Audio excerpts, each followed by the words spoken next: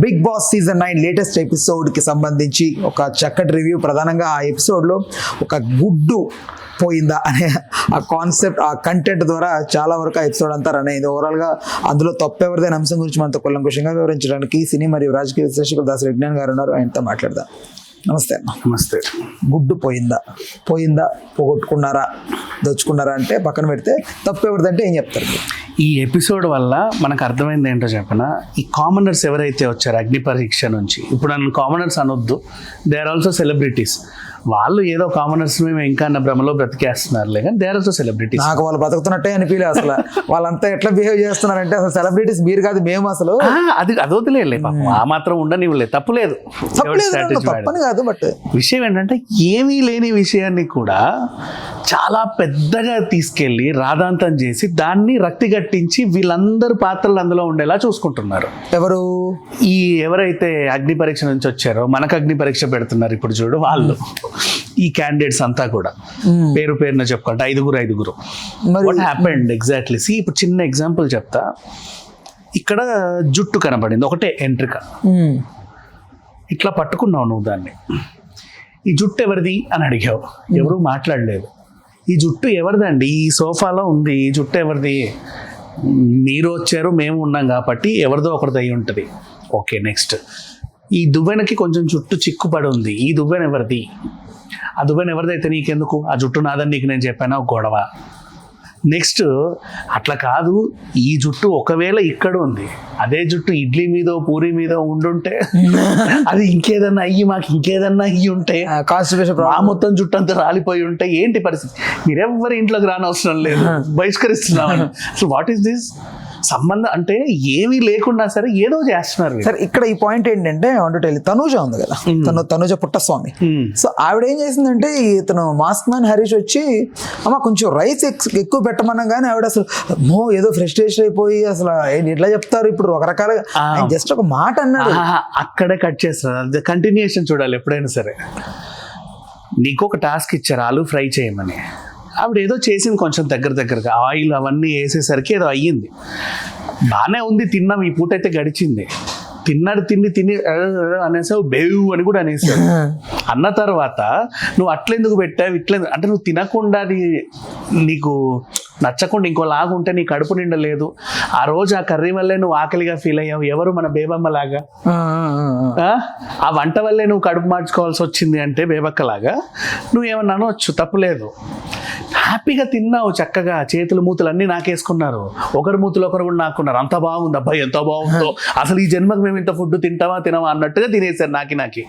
తర్వాత పొద్దున్న లేసి అసలు నీకు అన్నపూర్ణ స్వభావం ఏం లేదు, నీ క్యారెక్టర్ బ్యాడ్, నీ బిహేవియర్ బ్యాడ్, అసలు నువ్వు మనిషివే కాదని అంటే ఎలా ఉంటుంది? పెట్టిన చేతులను ఎప్పుడు తిట్టకూడదు. ఇప్పుడు నీ ఇంటికి వచ్చి నేను 2 రోజులు భోజనం చేశా ఫర్ ఎగ్జాంపుల్, నార్మల్గా. అది ఒక 2 రోజులు చేసినప్పుడు, ఏమయ్యా మా ఇంటికి వచ్చావు కదా, 2 రోజులు తిన్నావు కదా, అది కర్రీలా, అవి దొండకాయలా ఉందా, వంకాయలు అసలు నీకు నా మొహం మీద ఇది పెట్టాలనే పెట్టావు, ముష్టేసావని నేను 4 గంటలు, అసలు ఎలా ఉంటుంది అది? ఆ కన్వర్సేషన్ చాలా చండాలమైన కన్వర్సేషన్. దాన్ని బాగా హైలైట్ చేశారు. ఇక మనం ఎందుకు నేను ఈ ఎగ్జాంపుల్ చెప్పానంటే, వెంట్రుకి ఎగ్జాంపుల్, గుడ్డు దగ్గరికి వద్దాం. గుడ్డు అనే అంశం యాక్చువల్ చాలా చిన్నదే, 4 గుడ్లలో ఒక గుడ్డు మిస్ అయింది, పెద్ద విషయంగా. దానికి మర్యాద మనీష్ ఒకలాగా అసలు నేను ఎవరిని నిన్ను నమ్మా నా పిల్లోని అనడం, మీరందరు ఇంట్లోకి రావద్దని ఒక బార్డర్ గీయడం, ఇది దాటి లక్ష్మణ రేఖలా రావద్దు. దానికి మళ్ళీ ఈ ప్రియ ఇంకా ఓవర్ యాక్షన్ చేయడం, ఆమె ఇంకా ఓవర్ యాక్షన్ చేయడం, ఇవన్నీ అదంతా కలిసి నామినేషన్ వరకు రావడం. అబ్బా, అసలు ఎట్లా ఉందంటే క్రిన్జ్కి పరాకాష్ట ఇది. మీరు ఎక్కడున్నా క్రిన్జే అని ఇప్పుడు నిరూపించుకుంటున్నారు.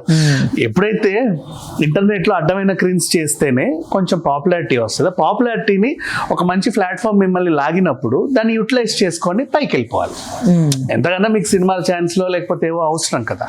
ఇట్లాంటివన్నీ వదిలేసి నేను ఎక్కడికి వెళ్ళినా క్రిన్జే చేస్తా అని బతకొద్దు బేసికలీ.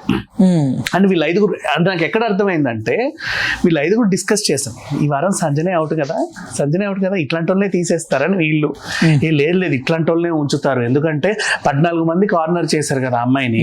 సమ్ టైమ్స్ ఇట్లాంటి వాళ్ళు షైన్ అయినవి నేను చాలా ఎపిసోడ్స్ చూసాను, నువ్వు కూడా బిగ్ బాస్ చూస్తావు కదా, డిస్కస్ చేసుకుంటున్నారు ఈ ఐదుగురు. సరే, ఇక్కడ భరణి గారికి సంబంధించి Bharani garu versus mask man Harish గొడవలో అంటే లైక్ అనవసరంగా ఎందుకు హరీష్ అరుస్తున్నాడు అనిపిస్తుంది నాకు ఊరికే. నువ్వు అవసరం ఉన్నా లేకున్నా ఒకరి మీదికి వెళ్ళాలి, చిన్న అంశమైనా సరే. ఇప్పుడు ఈ పిల్ల తనూజ నామినేషన్లో నిలబడింది, గ్రూప్ సలహా కోసం ఇలా తిరిగారు అంతే.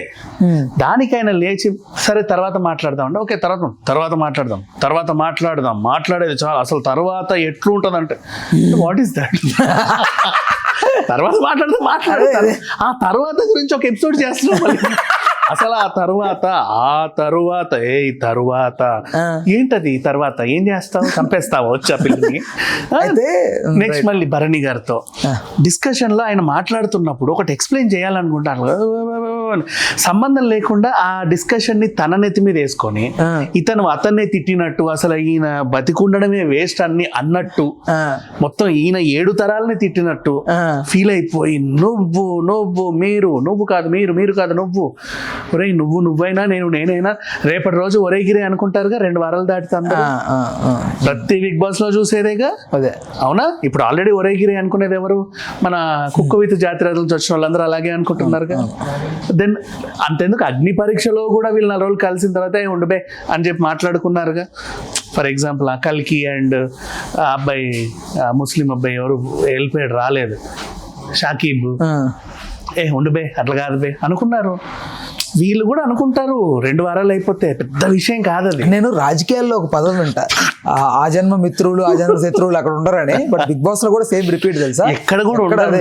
శత్రువులు అట్లా పోర్ట్రే చేస్తున్నారు. అంటే ఫస్ట్ డే నేను విజృంభించేస్తే ఒకటి ఫిక్స్ అవుతుంది, నాగార్జున గారు ఏదో చెప్తారు, అప్పుడు తెలిసిపోతుంది బయట. అంటే ఇప్పుడు వీడు అరుస్తున్నాడు, స్ట్రాటజీ చెప్తా, నాగార్జున గారు వీకెండ్ వచ్చి ఓకే నువ్వు బాగానే ఆడుతున్నావు కూర్చో అన్నాడు అనుకో, ఓహో అంటే నన్ను అరవమనే చెప్పాడు, నా అరుపులు బాగా వినిపిస్తున్నాయి బయట, అయితే నేను ఇలాగే అరవాలి.